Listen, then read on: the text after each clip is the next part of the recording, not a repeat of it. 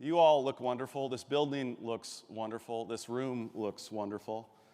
And I think about this building really as a monument to Seattle's grit, our resilience, our perseverance, our innovation, doing it our own way.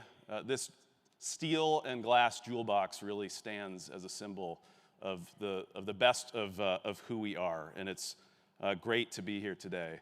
I think in a lot of ways this building reflects and represents, Seattle winning the lottery.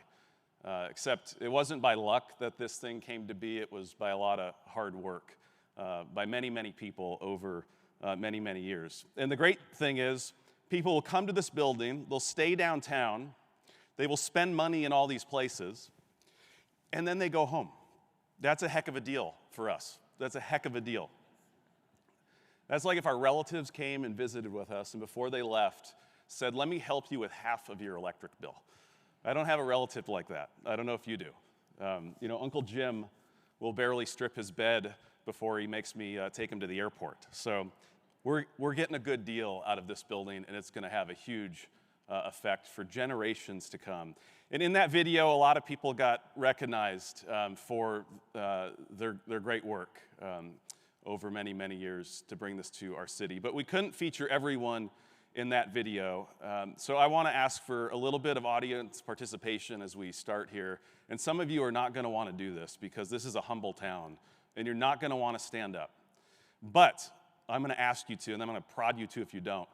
If you had anything to do with building this, designing it, selling the bonds to finance it, any of the other legal work, the government approvals that were necessary, both the city approvals, the county approvals, if you sent an email, if you testified, if you had anything to do with the fact that we can sit here in this gorgeous space today and enjoy this building and think about all it's going to deliver for our city, I want you to stand so we can recognize you.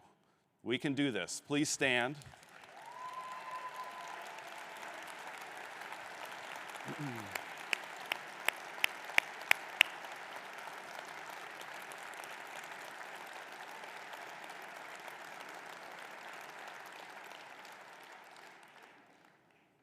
We should never forget that, of what this looks like, of the collaboration, all the different people it took to get this thing done, the private sector, the public sector working together over a decade to bring this building to our city.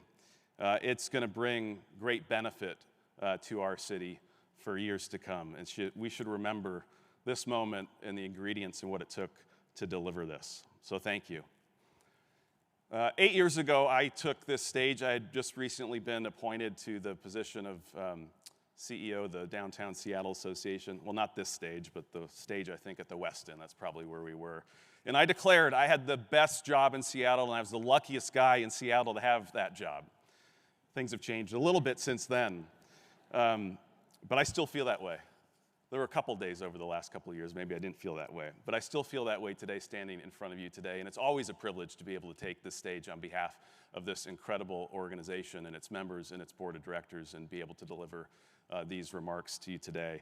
And through the last couple of years, I think we've all had to sort of hold multiple truths as we've considered the challenges our downtown has faced. In one hand, we've had to hold sort of the pragmatic reality of what's in front of us, and sometimes that wasn't really good. And on the other hand, hold out optimism and vision and some hope for what could be, knowing the assets and the resiliency that this city has. We've had to hold those multiple truths. And we've had to draw inspiration from all kinds of places. I draw a lot of inspiration from all of you, the talent and creativity and grit and innovation that is in this room today that is so critical to what we get done in this town. And I draw inspiration from our incredible team. And usually you wait till the end of these events to thank your team, but I want to thank our team up front. Our 130 plus ambassadors that are out on those streets 7 days a week, 7 a.m. to 9 p.m. They had a lot of tough days over this pandemic. And the 45 other individuals as part of our organization who make incredible things happen. There's not a better team in this town, not a team of people more committed to this mission.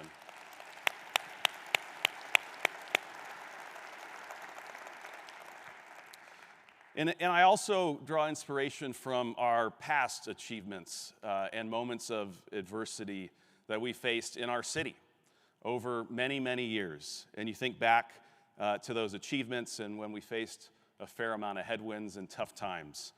I think back to the completion of the Space Needle. You know, completed in 400 days, was the largest continuous foundation pour on the West Coast at the time. An incredible achievement. Think back to the completion of the Great Northern Railroad Tunnel under downtown Seattle in 1904. It was the largest diameter tunnel built in the US when it was completed. Pretty incredible accomplishment. Built in under 20 months by hand, obviously. Didn't have a bored tunnel machine back then. The Great Fire in our city coming through that difficult period in 1889. 25 city blocks, 120 acres, burned to the ground overnight. And the folks back then had a lot of bad luck in that fire. The fire chief was down in San Francisco, wasn't even in town. The pipes that would bring water to hydrants were largely made of wood, so they caught on fire and burned. They tried to drop hoses in Elliott Bay to run water into Pioneer Square. The tide was out, unfortunately. So they faced a tough day, a tough afternoon, and a tough evening, and finally got the fire out at 3 or so in the morning. And then the next day, they decided, we're gonna meet. 600 people decided to meet. And they were all tired from fighting that fire the night before, so they said, why don't we do this over Zoom? We don't wanna get out of our pajamas. We don't wanna make the commute to show up in person. Let's hold this thing over Zoom. So somebody sent around a link. It was a disaster of a meeting. Jim's horse was making all this noise in the background. Stan couldn't figure out how to share his screen. Sally's connection was terrible. And so they did decide, let's do this in person. And they showed up downtown and they put a plan together to rebuild. And they rebuilt 500 buildings in a year at that time. The municipal fire department and our water supply that we enjoy today came out of that moment. They set up these tent restaurants in the street. Sounds familiar, right? To feed people. We gave ourselves so much credit for those streeteries during COVID. That was 130-year-old technology that we were so proud of. Streeteries were in vogue in 1889.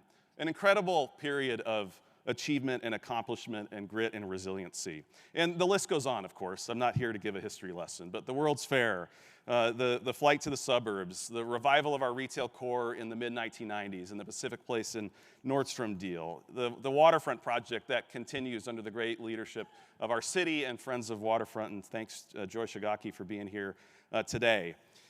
We've done big things and come through big challenges as a city. This sleepy little fishing village has always been an overachiever, always punched above its weight.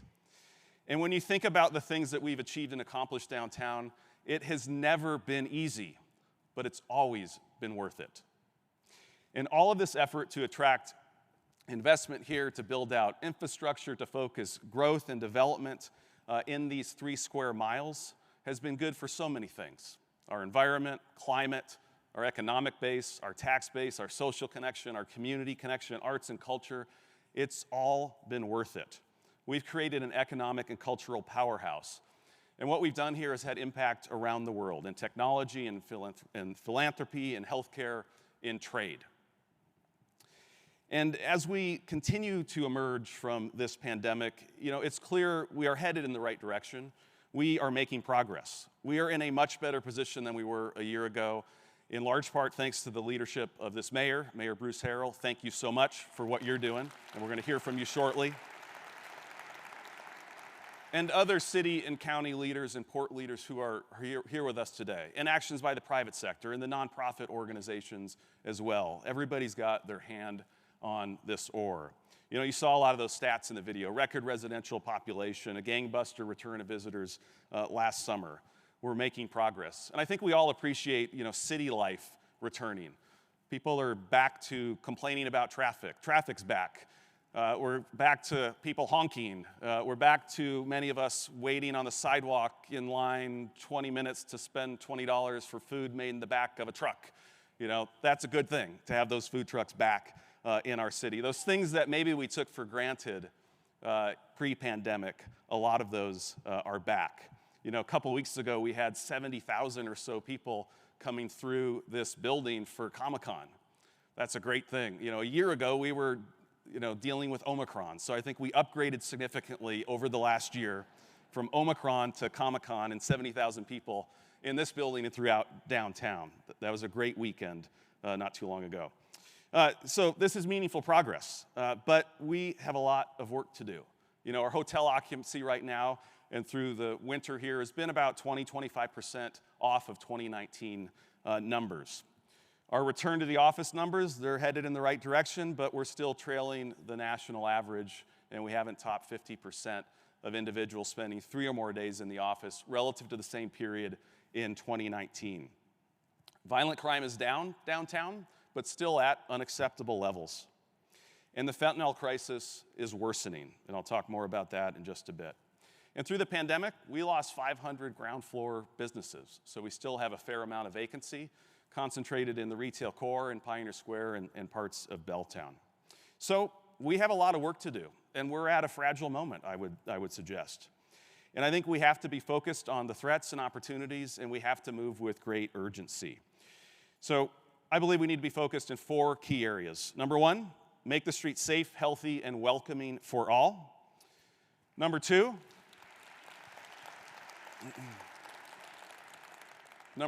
we have to return more workers to the office.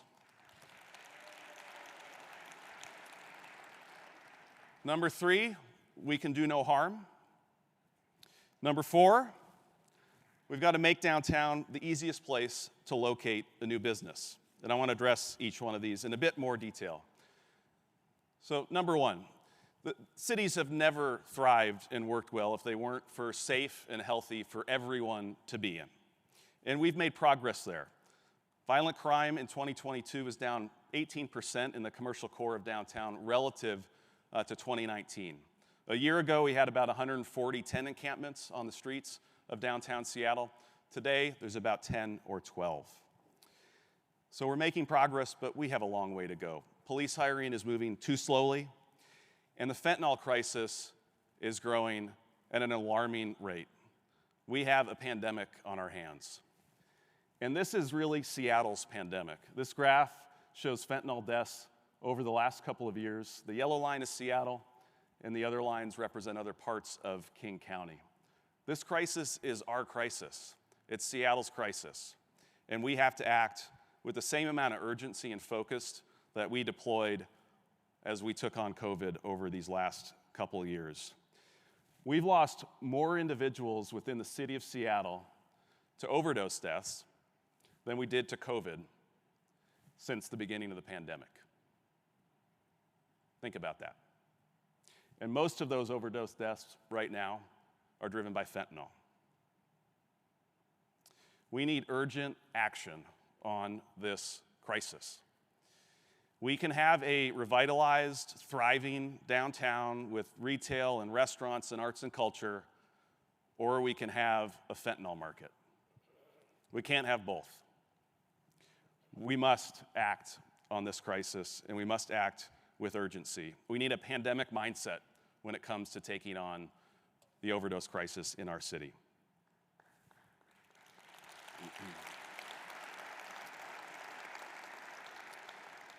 Number 2, we need to return more workers to the office. Look, I'm biased on this. I think a lot of people in the room are biased on this. And I've never thought it was my job necessarily to get between employers and their employees on these decisions.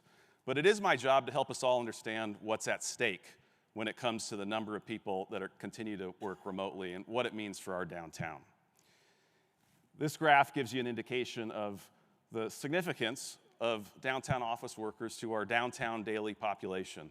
Look, we've added a ton of hotel rooms over the last couple of years, and the hospitality community is a big part of our downtown daily population and the economic promise of our city. We've added a ton of residents and have 100,000+ that live in the greater downtown today.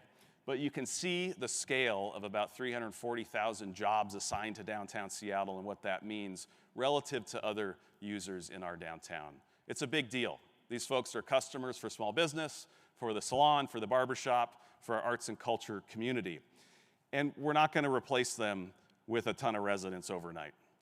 And I think we should be looking at office conversion to residential. We should embrace that, but that's not a vaccine to the remote work affliction that afflicts our downtown right now. We should look at it, we should embrace it, we should cut red tape, but we should not see it as a way of really restoring the vibrancy that is so important to sustaining this tax base. Half the commercial value of property is in this downtown. Half the business taxes generated in the city of Seattle are generated within these 3 square miles.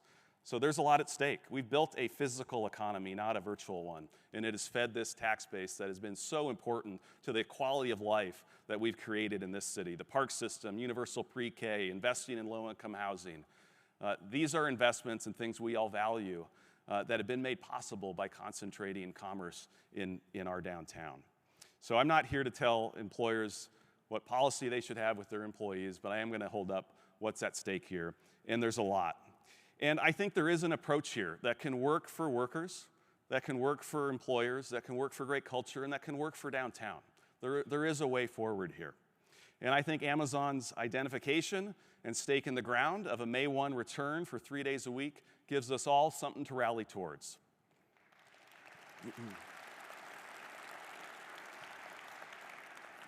And I would say the public sector generally, federal government, state, county, port, has a big role to play here too. Some of the biggest employers in our downtown.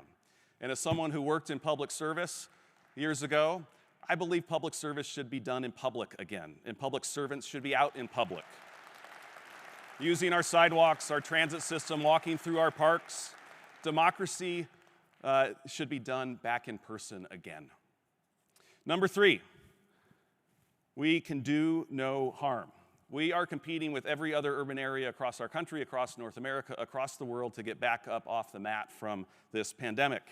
And these are the actions other cities in this country are taking to put incentives, tax breaks, investments out there to spur revitalization. This is the mindset we have to have. Everybody has more choice than ever before, whether you're planning a convention, whether you're looking to invest, whether you're looking to book a trip, whether you're looking to open a small business or looking at an urban place to live. You've got more choice and more information on those choices than you've ever have before. And there's good reason to choose Seattle. We need to keep it that way. In San Francisco, they've put in place a number of incentives, as you see on the screen here. But unfortunately, there's some in Seattle that want to continue to talk about raising more taxes on employers, raising taxes and putting in fees in place on the development of housing. This is absolutely the wrong approach at absolutely the worst time. The best way to regrow The best way to regrow our city's tax base and tax revenue is by getting downtown firing on all cylinders once again. That's how we do that. Number 4, we need to make downtown the easiest option to locate a business, to open a retail spot, a restaurant, to bring in new users and uses, whether it's community college or training facilities or our public schools.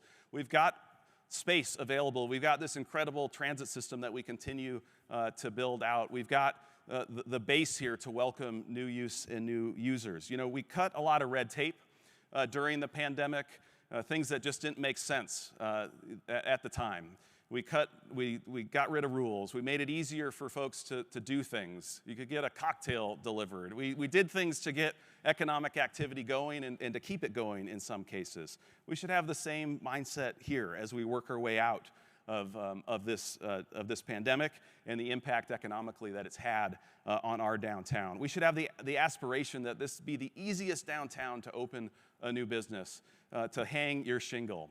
Today, it's not. We've got some work to do there around our retail permitting, changing some codes, looking at all of the things that maybe made sense several years ago, but don't make sense given the current environment we're in and the urgency we face to act and attract new investment, new restaurants, new retailers. I heard a story not too long ago, a couple weeks ago, that someone told me of a couple in North Seattle that's got a retail establishment up there. They're looking to open another one in downtown. Great news, right?